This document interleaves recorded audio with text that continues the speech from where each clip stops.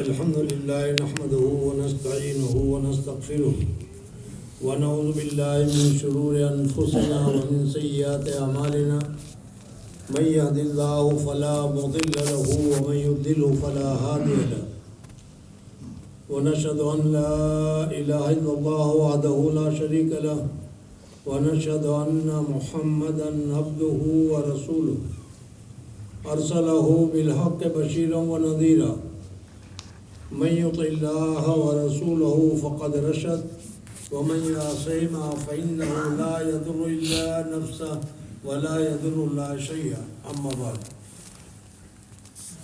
فقد قال الله تعالى في القرآن المجيد والفرقان الحميد أعوذ بالله من الشيطان الرجيم بسم الله الرحمن الرحيم إنما يأمر مساجد الله من آمن بالله وقال رسول الله صلى الله عليه وسلم من بنى لله مسجدا بنى الله له بيتا في الجنة أو كما قال عليه الصلاة والسلام. معزز علماء کرام، بزرگان دین اور میرے نوجوان بھائیوں، اس وقت ہم یہاں پر کیوں جمع ہوئے ہیں یہ آپ حضرات نے سن بھی لیا اور حضرت مفتی صاحب نے پوری تفصیل کے ساتھ آپ حضرات کے سامنے بات کو رکھی. مختصر سا بیان یا مختصر سی بات، یہ مسجد اور مسجد ہمارے لیے کیا حیثیت رکھتی ہے، اس سلسلے میں میں آپ حضرات کے سامنے کچھ مختصر سی بات رکھنا چاہتا ہوں. بزرگوں اور دوستوں، اللہ جل جلالہ کا یہ دربار جس کو ہم مسجد سے تعبیر کرتے ہیں، جس کو بیت اللہ سے تعبیر کیا جاتا ہے، خاص یہ اللہ تبارک و تعالیٰ کا دربار ہے. دنیا میں ہم دیکھتے ہیں کہ حاکموں کا یا بڑے لوگوں کا دربار یا مجلسیں ہوتی ہے تو اس کے کچھ اصول اور قوانین ہوتے ہیں اور اسی اصول اور قوانین کے مطابق اس جگہ پر برتاؤ کیا جاتا ہے.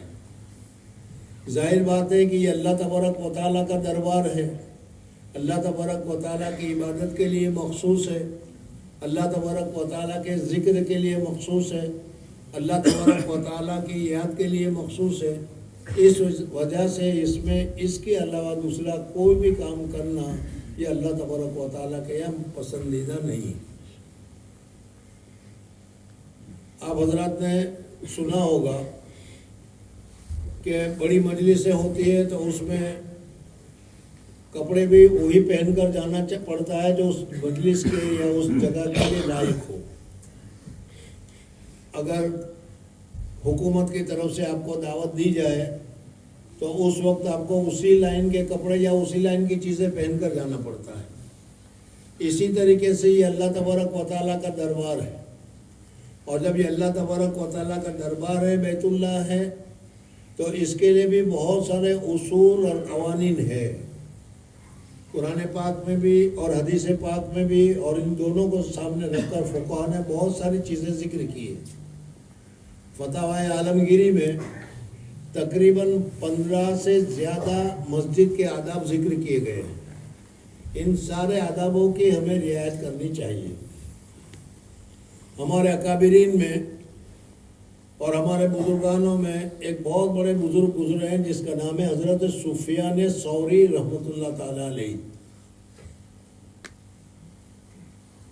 حضرت سفیان ثوری رحمۃ اللہ تعالیٰ علیہ، اللہ جل جلالہ امن والوں نے ان کو بہت ہی علم میں بہت ہی اونچا درجہ دیا تھا.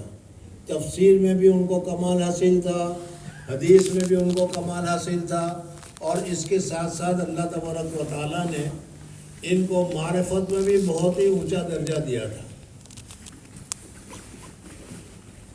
اور اللہ تبارک و تعالیٰ کے بہت ہی محبوب اور بہت ہی مکرم اور بہت ہی اونچے درجے کے یہ آدمی تھی.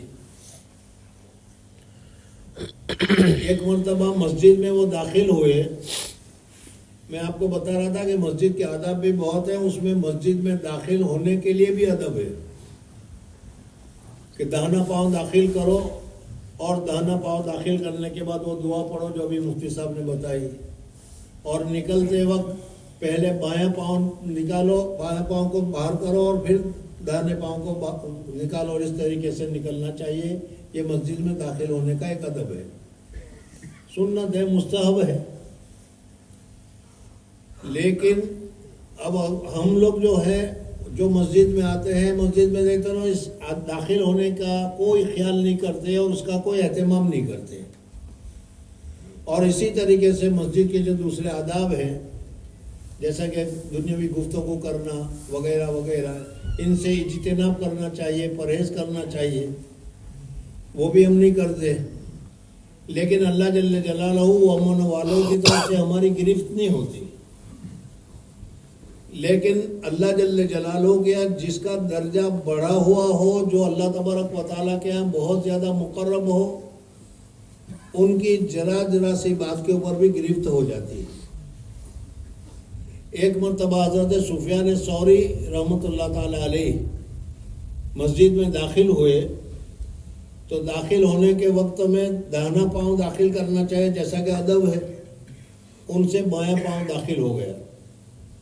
ظاہر بات ہے کہ اللہ تبارک و تعالیٰ کے بہت ہی متقی، پرہیزگار، عالم، علم میں بھی بہت ہی اونچا درجہ، معرفت میں بھی اونچا درجہ، اللہ تبارک و تعالیٰ کی طرف سے فوراً گرفت ہو گئی، اور غیبی آواز آئی ان کے کان میں کہ یا ثور، ہماری مجلس میں، ہمارے گھر میں داخل ہونے کا طریقہ بھی تمہیں معلوم نہیں۔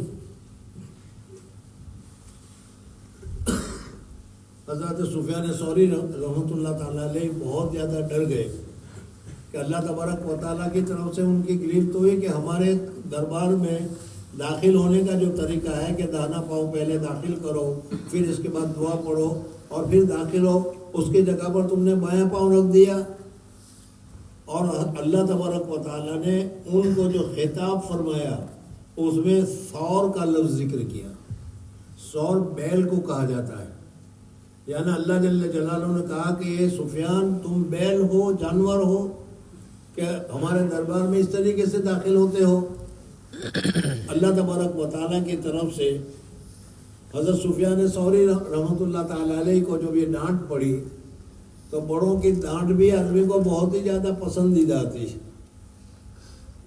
تو انہوں نے اپنے نام کے ساتھ ثور کا لفظ بڑھا دیا، اور اب ان کے نام کے ساتھ سفیان ثوری کا لفظ ذکر کیا جاتا ہے۔ تو بزرگوں اور دوستوں، اللہ تبارک و تعالیٰ نے یہ بہت ہی اونچی نعمت آج ہم لوگوں کو عطا فرمائی، اور اسی نعمت کے افتتاحی جلسے میں، پہلے جلسے میں ہم حاضر ہوئے۔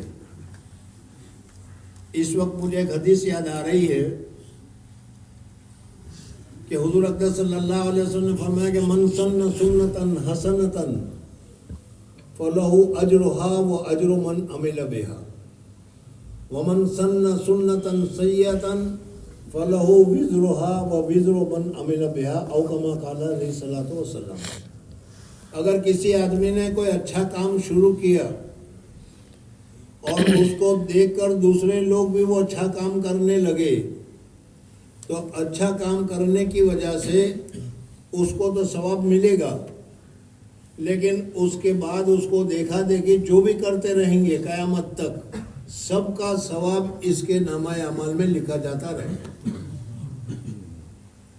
اور اسی طریقے سے اگر کسی آدمی نے کوئی برا کام شروع کیا، کوئی بدعت، کوئی برا رواج، کوئی بری چیز شروع کی، اور لوگ اس طریقے پر چل پڑے اور برا کام کرنے لگے، تو اس کو تو گناہ ملے گا ہی، لیکن جو لوگ اس کام کو برا کام کرتے رہیں گے، اس برے کام کا گناہ بھی شروع کرنے کی وجہ سے اس کو ملتا رہے گا۔ اس وجہ سے ہمیں اپنی زندگی میں خاص طور پر یہ دیکھنا چاہیے کہ ہم اچھا کام سنت کے مطابق، کوئی نئی سنت کو جو نہ چل رہی ہو اس کو جاری کر کے جائیں، تاکہ ہمیں ثواب ملتا رہے، اور برائیوں سے اور برے عادتوں سے، برے رواجوں سے، برے رسموں سے ہم اپنے آپ کو بچاتے رہیں، تاکہ کوئی اس کے اوپر عمل کرے اور عمل کر کر اس کا گناہ ہمارے ذمے نہ ہو۔ تو اس وقت ہم اس مسجد کے افتتاحی جلسے میں آئے ہیں، اور ہم سب کے سب، میں اکیلا نہیں، یا مفتی صاحب اکیلے نہیں، یا اس مسجد کے بنانے والے اکیلے نہیں، بلکہ ہم سب کے سب آج اس جگہ کو مسجد کے افتتاح کے طور پر استعمال کر رہے ہیں۔ ہم نے نمازیں پڑھی، انشاءاللہ اب بھی پڑھیں گے، اور انشاءاللہ قیامت تک جب تک یہ جگہ اس مسجد میں استعمال ہوتی رہے گی، جو لوگ بھی نماز پڑھتے رہیں گے، ہمیں شروعات کرنے کی وجہ سے، اچھے کام کرنے کی وجہ سے انشاءاللہ ہمیں بھی ثواب ملتا رہے گا انشاءاللہ۔ بزرگوں اور دوستوں،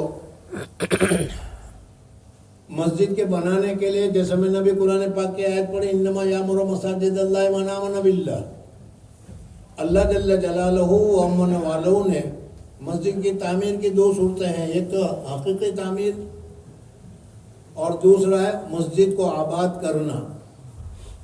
اللہ جل جلالہ و امن والوں نے بہترین تعمیر ہمیں عطا فرمائی۔ حضرت مفتی صاحب ابھی فرما رہے تھے کہ حضور اقدس صلی اللہ علیہ وسلم مسجد نبوی کی تعمیر کی تفصیلات بتا رہے تھے۔ اس میں ایک بات یہ بھی ہے کہ ہم لوگ تعمیر میں پیسے دے کر چھوٹ جاتے ہیں، چندہ کے وقت آیا تو چندہ دے دیا بس کافی ہے۔ حضور اقدس صلی اللہ علیہ وسلم نے چندہ نہیں بلکہ خود اپنے نفس نفیس حضور اقدس صلی اللہ علیہ وسلم نے مسجد کی تعمیر میں کام کیا ہے۔ آج یہ سنت اور یہ طریقہ ہم لوگوں نے چھوڑ رکھا ہے۔ مسجد کی تعمیر ہو یا کوئی بھی ہو تو تعمیر میں کوئی کیا ہے محنت کرنا یا کام کرنا ہمیں اچھا نہیں لگتا، حالانکہ اللہ جل جلالہ و امن والوں کا یہ مکان ہے۔ حضور اقدس صلی اللہ علیہ وسلم کی عمر مبارک تقریباً 13 یا 14 سال کے آس پاس تھی، اور اس وقت کافروں نے مسجد کعبہ شریف کو نئے سرے سے تعمیر کرنے کا منصوبہ بنایا اور تعمیر کر رہے تھے۔ حضور اقدس صلی اللہ علیہ وسلم کا نوجوانی کا زمانہ تھا، بالغ بھی نہیں ہوئے تھے، جوان بچپن کا زمانہ تھا، اور حضور اقدس صلی اللہ علیہ وسلم پتھر اٹھا کر وہاں پر لا رہے تھے جہاں پر یہ کعبہ شریف کی تعمیر ہو رہی تھی۔ حضرت عباس رضی اللہ تعالیٰ عنہ حضور اقدس صلی اللہ علیہ وسلم کے چچا ہیں، انہوں نے حضور اقدس صلی اللہ علیہ وسلم کو دیکھا کہ نوجوان سا بچہ بہت بڑے بڑے پتھر اٹھا کر لا رہا ہے، اور جب پتھر اٹھا کر لائے گا تو ظاہر بات ہے کمبے کے اوپر وہ پتھر کے نشان بھی پڑ جائیں گے، تکلیف بھی ہوگی۔ اور اس زمانے میں کوئی ایسی حیا اور شرم کا بات تھی نہیں۔ حضرت عباس رضی اللہ عنہ نے کہا کہ بھتیجے اپنی چادر کو یا اپنی لنگی کو اٹھا کر یہاں رکھ دو، اس کے اوپر پتھر رکھو تاکہ تم کو زخم نہ لگے۔ اور حضور اقدس صلی اللہ علیہ وسلم نے اس وقت ایسا کرنا چاہا تو اسی وقت بے ہوش ہو کر گر گئے، اور پھر حضور صلی اللہ علیہ وسلم نے جلدی سے کیا چادر پہن لی، اور حضور اقدس صلی اللہ علیہ وسلم اسی طریقے سے پتھر لا کر شروع کرنے لگے۔ معلوم ہوا کہ حضور اقدس صلی اللہ علیہ وسلم نے اپنا محنت خود اس میں لگائی جس وقت کافروں نے کعبہ شریف کی تعمیر کر رہے تھے۔ پھر اس کے بعد حضور اقدس صلی اللہ علیہ وسلم ہجرت کر کے مدینہ منورہ تشریف لے گئے، تو جس جگہ پر آج مسجد قباء ہے وہاں پر ایک قبیلہ آباد تھا۔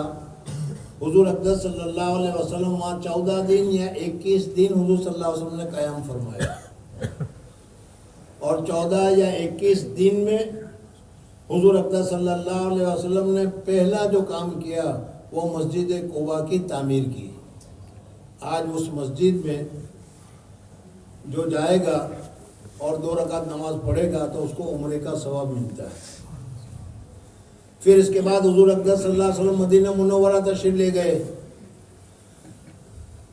تو نماز تو پڑھنی ہے، اور حضور اقدس صلی اللہ علیہ وسلم کی برکت سے اس امت پر جو آسانی کی گئی ہے ان میں سے ایک آسانی یہ ہے کہ دوسری جو قومیں ہیں، چاہے تو وہ یہود ہو چاہے تو وہ نصارہ ہو، ان کے لیے تو عبادت کرنے کے لیے اپنے چرچ میں جانا، سینگل میں جانا ضروری ہے، دوسری جگہ پر وہ نہیں کر سکتے۔ لیکن حضور اقدس صلی اللہ علیہ وسلم کی برکت سے حضور اقدس صلی اللہ علیہ وسلم نے فرمایا کہ جعلت لی الارض مسجدا و طہورا، اللہ جل جلالہ و من والہ نے میرے لیے اور میرے ساتھ میری امت کے لیے پوری روئے زمین کو مسجد سجدہ گاہ بنا دیا، نماز پڑھنے کی جگہ بنا دی۔ اس وجہ سے ایئرپورٹ پر جا رہے ہو تو وہاں پر، بس اڈے پر جا رہے ہو تو وہاں پر، ریلوے اسٹیشن پر جا رہے ہو وہاں پر، اور اگر نماز کا وقت آ گیا اور ہم نے نماز پڑھ لی تو ہماری نماز ادا ہو جائے گی۔ تو اسی طریقے سے مدینہ منورہ میں حضور اقدس صلی اللہ علیہ وسلم جہاں موقع آتا تھا، نماز کا وقت ہو جاتا وہاں نماز پڑھ لیا کرتے تھے۔ حضرت ابو ایوب انصاری رضی اللہ تعالیٰ عنہ کے سامنے ایک جگہ تھی، وہ حضور اقدس صلی اللہ علیہ وسلم نے دیکھی اور پوچھا کہ یہ زمین کس کی ہے؟ تو بتایا گیا کہ 2 آدمیوں کی ہے۔ ان کو جب پتہ چلا کہ حضور اقدس صلی اللہ علیہ وسلم کو اس جگہ کی ضرورت ہے تو انہوں نے کہا کہ یا رسول اللہ صلی اللہ علیہ وسلم، اس کی قیمت ہمیں نہیں چاہیے، ہم آپ کو ویسے ہی دے رہے ہیں۔ تو حضور اقدس صلی اللہ علیہ وسلم نے فرمایا کہ مجھے ویسے نہیں چاہیے، سامنونی، اس کی قیمت بتاؤ اور قیمت مقرر کرو اور قیمت مقرر کر کے بتاؤ۔ چنانچہ قیمت مقرر کی اور حضرت ابوبکر صدیق رضی اللہ تعالیٰ عنہ نے اپنے پاس سے اس کی قیمت ادا کی، اور اس جگہ پر حضور اقدس صلی اللہ علیہ وسلم نے مسجد بنائی جس کو ہم مسجد نبوی سے تعبیر کرتے ہیں، جس میں آج ایک نماز پڑھنے کا ثواب 50,000 نماز پڑھنے کے برابر ہے۔ اس مسجد کی تعمیر بھی حضور اقدس صلی اللہ علیہ وسلم نے اپنے زمانے کے اعتبار سے کی۔ اگر آج اسی طریقے سے اگر مسجد بنانی ہوتی تو شاید ہم لوگ اس مسجد میں نماز پڑھنا بھی پسند نہ کرتے، اس وجہ سے کہ حضور اقدس صلی اللہ علیہ وسلم نے 4 دیواریں بنائی، اسی میں جو کھجور تھے اس کھجور کو کاٹ کر اس کا ستون بنایا، اور اس کے اوپر اس کھجور کے جو پتیاں تھیں وہ ڈال کر اس کو درج کے بعد کہ جس کی وجہ سے بارش کا پانی بھی مسجد میں گر رہا تھا، سورج کی گرمی بھی اس میں لگ رہی تھی، اور اسی حالت میں حضور اقدس صلی اللہ علیہ وسلم نے اس مسجد کو بنائی۔ آج آپ جا کر دیکھیں گے تو وہ مسجد اللہ جل جلالہ کی ایسی مقبول ہوئی کہ ہر اعتبار سے اس میں اللہ تبارک و تعالیٰ نے خیر اور برکت رکھی۔ حضور اقدس صلی اللہ علیہ وسلم کے زمانے میں رمضان کے موقع پر حضور اقدس صلی اللہ علیہ وسلم اعتکاف کرتے تھے، نمازیں پڑھتے تھے، سب کچھ ہوتا تھا۔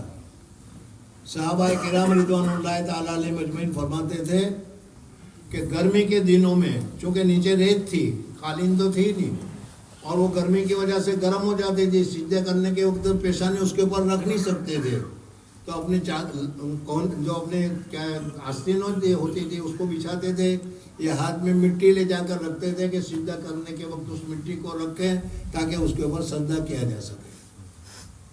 خود حضور اقدس صلی اللہ علیہ وسلم نے لیلۃ القدر کی تعریف بتائی، اس میں یہ بتایا کہ میں نے دیکھا کہ میں سجدہ کر رہا ہوں بین الماء والطین، اور حضور اقدس صلی اللہ علیہ وسلم نے سجدہ کیا۔ رات کو بارش ہوئی، اس بارش کی وجہ سے وہاں کیچڑ ہو گیا، حضور اقدس صلی اللہ علیہ وسلم نے سجدہ کیا۔ بزرگوں اور دوستوں، میں یہ بتانا چاہ رہا ہوں کہ سادگی ہونی چاہیے۔ حضرت ابوبکر صدیق رضی اللہ تعالیٰ عنہ کے زمانے کے بعد حضرت عمر کے زمانے میں ذرا سی مسجد بڑھائی گئی، اور حضرت عثمان کے زمانے میں حضرت عثمان غنی رضی اللہ تعالیٰ عنہ نے اپنی جیب خاص سے، چندہ سے نہیں، اپنے پیسے سے حضرت عثمان غنی رضی اللہ تعالیٰ عنہ نے مسجد نبوی کی نئے سرے سے تعمیر کی، اور اس کو بہت پتھر وغیرہ لگا کر تعمیر کی۔ صحابہ کرام وغیرہ ان کو اشکال بھی ہوا کہ اتنی سادی مسجد کو اس طریقے سے بنایا جا رہا ہے، تو حضرت عثمان نے فرمایا کہ حضور اقدس صلی اللہ علیہ وسلم نے فرمایا من بنا للہ مسجدا بنا اللہ لہ بیتا فی الجنہ، اور میں یہ چاہتا ہوں کہ جنت میں اللہ جل جلالہ مجھے مکان دے، وہ اس سے بڑھیا اور اعلیٰ سے اعلیٰ ہو، اس وجہ سے اس مسجد کو میں اعلیٰ سے اعلیٰ بنا رہا ہوں۔ تو بزرگوں اور دوستوں، اس وقت اس قسم کی مسجد کہ جس میں بارش بھی آ رہی ہو، ہوا بھی آ رہی ہو، ٹھنڈی بھی لگ رہی ہو، ہم لوگ اس میں نماز پڑھنے کے لیے پریشان ہو جاتے ہیں۔ اس وجہ سے آج ہمیں ایسی مسجد چاہیے کہ جس میں ہیٹر کا بھی انتظام ہو، لائٹ کا بھی انتظام ہو، پنکھے کا بھی انتظام ہو۔ اللہ جل جلالہ و امن والوں نے یہ چیزیں ہمیں عطا فرمائی ہے، اور ایسی ہی بہترین جگہ آج اللہ تبارک و تعالیٰ نے ہمیں عطا فرمائی ہے۔ اس وجہ سے اب ہمیں اس کا شکر کرنا لازم اور ضروری ہے۔ علماء نے لکھا ہے کہ اس دنیا کی آبادی سے پہلے اول بیت وضع للناس سے، جو ابھی مفتی صاحب نے آپ کو پڑھ کر سنایا تھا، سب سے پہلی تعمیر اور سب سے پہلی بلڈنگ اللہ جل جلالہ و امن والوں نے جو بنائی وہ کعبہ شریف ہے۔ ابھی حضرت آدم علیہ السلام کی پیدائش بھی نہیں ہوئی، ابھی زمین بھی بچھی نہیں تھی، لیکن اس سے پہلے سب سے پہلے اللہ تبارک و تعالیٰ نے کعبہ شریف کی جو جگہ ہے اس کعبہ شریف کی جگہ پر کعبہ شریف کو تیار کیا۔ اول بیت وضع للناس للذی ببکۃ مبارکا وہدی۔ اور حضور اقدس صلی اللہ علیہ وسلم نے بھی فرمایا کہ مسجد کی آبادی جو ہے وہ قوم کی آبادی ہے۔ اگر ہم چاہتے ہیں کہ ہم دنیا میں آباد رہیں، سکون اور اطمینان کی زندگی گزار سکیں، تو ہمیں اللہ تبارک و تعالیٰ کے ان بیوت کو اور ان جگہوں کو آباد کرنا چاہیے۔ یعنی نماز ہو، تلاوت ہو، جو عبادت کی جو ساری چیزیں ہیں وہ ساری اس میں ہونی چاہیے، ورنہ قیامت کی نشانیوں میں سے بھی یہ بتایا گیا ہے کہ ایک زمانہ ایسا آئے گا کہ اچھی سے اچھی مسجد بنانے کے اوپر لوگ کیا ہے فخر کریں گے کہ ہماری مسجد اتنی شاندار ہے، ہماری مسجد اتنی شاندار ہے۔ تو بزرگوں اور دوستوں، اللہ جل جلالہ و امن والوں نے ہمیں یہ جگہ عطا فرمائی ہے، اور اللہ تبارک و تعالیٰ سے ہمیں دعا بھی کرنی چاہیے، اور ہر ایک آدمی کو یہ کوشش کرنی چاہیے، خاص کر کے جو لوگ اس مسجد کے اطراف میں رہتے ہیں، مسجد کے پڑوسی ہیں، ان کو اپنی نماز مسجد میں ادا کرنی چاہیے، مسجد میں آنا چاہیے، اور زیادہ سے زیادہ وقت مسجد میں گزارنا چاہیے اور مسجد کو آباد کرنا چاہیے۔ اللہ جل جلالہ و امن والہ اس قسم کی عمل کرنے کی ہمیں سعادت اور توفیق نصیب فرمائے۔ بزرگوں اور دوستوں، ان کے ساتھ ساتھ جن لوگوں نے اس مسجد کے بنانے میں محنت کی ہے، سب سے پہلے تو جنہوں نے اپنی قیمتی کمائی، حلال کمائی اس میں دی ہے، اللہ جل جلالہ و امن والہ ان کو دنیا اور آخرت میں اس سے زیادہ نعمت اور بدلہ عطا فرمائے۔ بعض حضرات نے، آپ حضرات جو یہاں رہنے والے وہ جانتے ہیں کہ جنہوں نے اپنا ایک مشن بنا لیا ہے، بس چندہ ہی کرتے رہنا ہے، لوگوں سے مانگتے ہی رہنا ہے، اس طریقے سے بھی انہوں نے بہت سارے پیسے جمع کیے اور مسجد میں دیے۔ میں نام نہیں لیتا، اللہ جل جلالہ و امن والہ ان کو بھی دارین میں بہترین بدلہ عطا فرمائے۔ اور اسی طریقے سے اب یہ مسجد جب بن کر ہمارے ذمہ آ گئی ہے تو اس کا مینٹیننس یا اس کی ذمہ داری یا اس کی چیزیں مالی اعتبار سے بھی اور دوسرے اعتبار سے بھی ہمارے ذمہ لازم اور ضروری ہے۔ اس وجہ سے اس میں جو پیسہ خرچ کرنے کی ضرورت پیش ہو یا ضرورت آ جائے تو بڑی خوش دلی کے ساتھ اس میں پیسے لگانا چاہیے۔ اللہ تبارک و تعالیٰ کے یہاں یہ پیسے ضائع نہیں ہوں گے۔ ان اللہ لا یضیع اجر المحسنین، اللہ تبارک و تعالیٰ کسی اچھے کام کرنے والے کے اجر کو ضائع نہیں کرتا۔ بزرگوں اور دوستوں، میرے اس تقریر کا خلاصہ یہی ہے کہ ہمیں یہ اللہ تبارک و تعالیٰ نے ہمارے لیے اچھی سے اچھی جگہ عطا فرمائی ہے عبادت کے لیے، تو ہم اپنی ساری نمازیں فرائض پوری طریقے سے یہاں پر ادا کریں۔ ان کے علاوہ جو مسجد کے دوسرے اعمال ہے، تلاوت ہے، اور اس کے علاوہ درس و تدریس وغیرہ جو بھی ہیں وہ اس میں لگیں، اور زیادہ سے زیادہ اس مسجد کو آباد کرنے کی کوشش کریں۔ مسجد کا ہر وقت کیا ہے، اللہ تبارک و تعالیٰ کے ذکر سے اللہ تبارک و تعالیٰ کی یاد سے مصروف اور مشغول ہو، یہ ہو تو بہت ہی اچھا ہے۔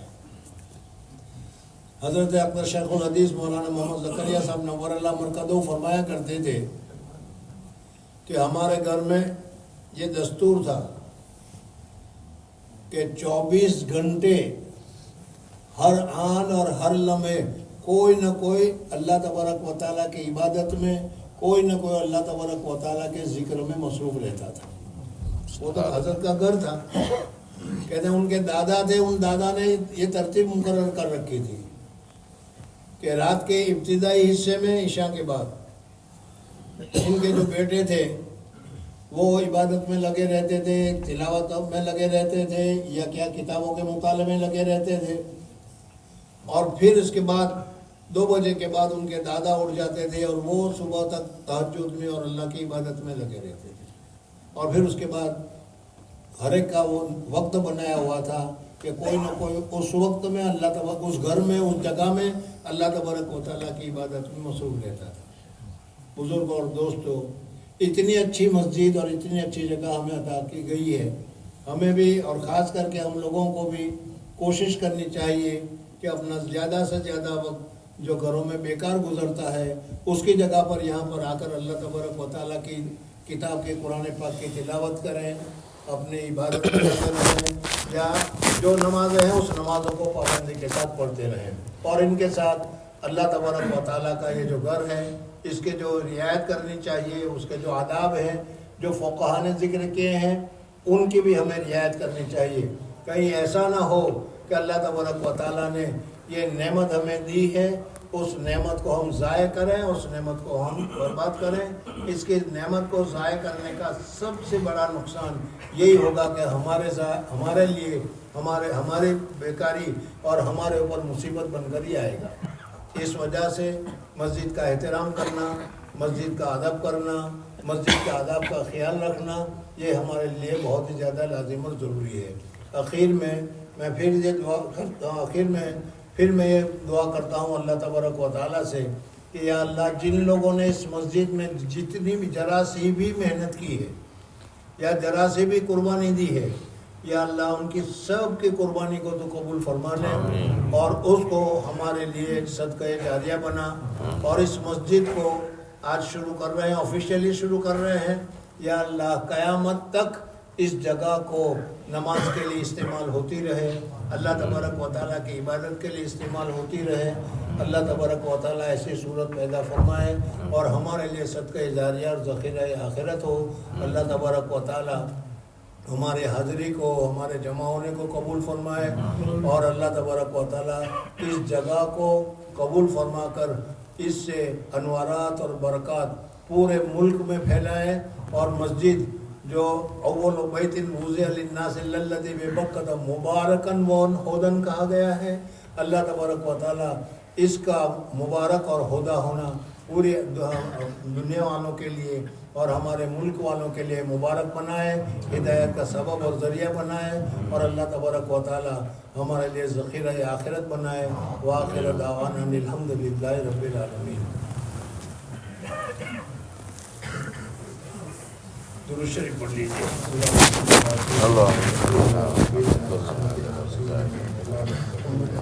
وعلى آل سيدنا ونبينا مولانا محمد وبارك وسلم تسليما كثيرا كثيرا كثيرا۔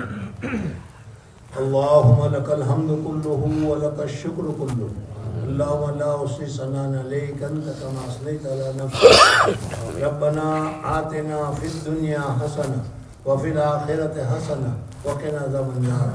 ربنا لا تؤاخذنا إن نسينا وأخطأنا، ربنا ولا تحمل علينا إصرا كما حملته على الذين من قبلنا، ربنا ولا تحملنا ما لا طاقة لنا به، واعف عنا واغفر لنا وارحمنا أنت مولانا فانصرنا على القوم الكافرين۔ رب اجعلني مقيم الصلاة ومن ذريتي ربنا وتقبل دعاء، رب اغفر لي ولوالدي وللمؤمنين يوم يقوم الحساب۔ ربنا لا تؤاخذنا إن نسينا وأخطأنا، ربنا ولا تحمل علينا إصرا كما حملته على الذين من قبلنا، ربنا ولا تحملنا ما لا طاقة لنا به، واعف عنا واغفر لنا وارحمنا أنت مولانا فانصرنا على القوم الكافرين. رب اجعلني مقيم الصلاة ومن ذريتي ربنا وتقبل دعاء. رب اغفر لي ولوالدي وللمؤمنين يوم يقوم الحساب. اللهم حبب إلينا الإيمان وزينه في قلوبنا وكره إلينا الكفر والفسوق والعصيان واجعلنا من الراشدين. اللهم طهر قلبي من النفاق وعملي من الرياء ولساني من الكذب وعيني من الخيانة فإنك تعلم خائنة الأعين وما تخفي الصدور. اللهم إنا نسألك علما نافعا ورزقا واسعا والشفاء من كل داء. لا إله إلا الله الحليم الكريم. سبحان الله رب العرش العظيم والحمد لله رب العالمين. نسألك موجبات رحمتك وعزائم مغفرتك والغنيمة من كل بر والسلامة من كل إثم. لا تدع لنا ذنبا إلا غفرته ولا ہما إلا فرجته ولا حاجة هي لك رضا إلا قضيتها يا أرحم الراحمين. یا اللہ ہم بہت ہی گنہگار ہیں، بہت ہی خطا کار ہیں، بہت ہی سیاکار ہیں. یا اللہ ساری زندگی تیری نافرمانی ہی میں گزری. یا اللہ ہم نے کوئی ایسا گناہ نہیں چھوڑا جو نہ کیا ہو. ہم اپنے گناہ کے اوپر نادم ہیں، پریشان ہیں اور تجھ سے مغفرت کے طلبگار ہیں. تو ہی گناہوں کو معاف کرنے والا ہے. یا اللہ سچی توبہ کی جائے تو سارے گناہوں کو معاف فرما دیتا ہے. تو نے ہی فرمایا ہے کہ لا تقنطوا من رحمت اللہ. یا اللہ تیری رحمت سے ہم نا امید نہیں ہے. ہم اپنے تمام گناہوں کی سچی اور پکی توبہ کرتے ہیں. یا اللہ ہمارے تمام گناہوں کو معاف فرما دے، ہماری پریشانیوں کو دور فرما دے، ہماری مصیبتوں کو دور فرما دے. یا اللہ تو نے بہت بڑی نعمت ہمیں عطا فرمائی ہے. اس نعمت کی قدر کرنے کی ہمیں توفیق عطا فرما. اس نعمت کا حق ادا کرنے کی ہمیں توفیق عطا فرما. یا اللہ اس کی خیر و برکت سے ہم کو اور پورے ملک کو منور فرما. یا اللہ محض اپنے فضل و کرم سے مساجد کے انوارات اور برکات سے ہمیں اور پورے ملک کو مستفیض فرما. یا اللہ محض اپنے فضل و کرم سے اس میں جنہوں نے مال خرچ کیا ہے، جنہوں نے محنت کی ہے، سب کی محنتوں کو تو قبول فرما، سب کے مالوں کو تو قبول فرما. اور یا اللہ اس کو ہمارے لیے ذخیرہ آخرت بنا اور جنت الفردوس میں بہترین بدلہ عطا فرما. یا اللہ جن لوگوں نے ہم کو دعا کے لیے کہا ہے، لکھا ہے، یا ان کا ہم پر حق ہے یا ان کا ہم پر احسان ہے، یا اللہ محض اپنے فضل و کرم سے ان کی تمام جائز حاجات کو پوری فرما. بیماروں کو شفاء کاملہ عاجلہ مستمرہ نصیب فرما. یا اللہ جو اپنے اولاد کے طالب ہیں ان کو نیک صالح اولاد نصیب فرما. اور جو اولاد کے پریشان ہیں ان کی اولاد کو رشد و ہدایت صلاح اور فلاح عطا فرما. یا اللہ محض اپنے فضل و کرم سے، محض اپنے لطف و کرم سے یا اللہ زیادہ سے زیادہ تیری عبادت کرنے کی اور تیری طرف توجہ کرنے کی اور تیرا ذکر کرنے کی ہمیں سعادت اور توفیق نصیب فرما. نفس اور شیطان کی تمام شرارتوں سے ہماری حفاظت فرما. یا اللہ پوری امت محمدیہ بہت ہی پریشان ہے. یا اللہ ہر جگہ پر ظلم ہو رہا ہے. یا اللہ گادر مولیوں کی طرح ان کو مٹانے کی کوششیں کی جا رہی ہے. یا اللہ ہم جانتے ہیں کہ تیرے راستے سے ہٹنے کی وجہ سے، تیرے حبیب پاک صلی اللہ علیہ وسلم کے دامن کو چھوڑنے کی وجہ سے یہ مصیبتیں ہمارے اوپر آئی ہوئی ہے. یا اللہ ہمیں رشد و ہدایت عطا فرما اور پھر سے یا اللہ ہمارے حال پر رحم فرما. یا اللہ ہم کیسے بھی ہیں لیکن تیری وحدانیت کا اقرار کرتے ہیں، تیرے حبیب پاک صلی اللہ علیہ وسلم کے امتی ہے. اپنے حبیب کے طفیل پوری امت محمدیہ کے حال پر رحم فرما، پوری امت کی پریشانیوں کو دور فرما. اللہم اعز الاسلام والمسلمین، اللہم اعز الاسلام والمسلمین، اللہم اعز الاسلام والمسلمین واخذل اليہود والنصارى والمشرکین. اللہم شتت شملهم، اللہم مزق جمعهم، اللہم انزل بهم باسك الذي لا ترده للقوم المجرمین. یا اللہ محض اپنے فضل و کرم سے، محض اپنے لطف و کرم سے حضور اقدس صلی اللہ علیہ وسلم کے اخلاق اور عادات ہمیں نصیب فرما، اور حضور اقدس صلی اللہ علیہ وسلم کے طریقے پر زندگی گزارنے کی ہمیں سعادت اور توفیق نصیب فرما، ایمان کامل عطا فرما، اور کامل ایمان کے ساتھ اس دنیا سے جانا نصیب فرما۔ یا اللہ محض اپنے فضل و کرم سے حضور اقدس صلی اللہ علیہ وسلم کے دست مبارک سے حوض کوثر کا جام نصیب فرما، حضور اقدس صلی اللہ علیہ وسلم کی سفارش اور حضور اقدس صلی اللہ علیہ وسلم کی شفاعت ہمیں نصیب فرما۔ یا اللہ محض اپنے فضل و کرم سے، محض اپنے لطف و کرم سے ہماری دعاؤں کو قبول فرما۔ وصلی اللہ تعالی علی خیر خلقہ محمد وآلہ وصحبہ وبارک وسلم۔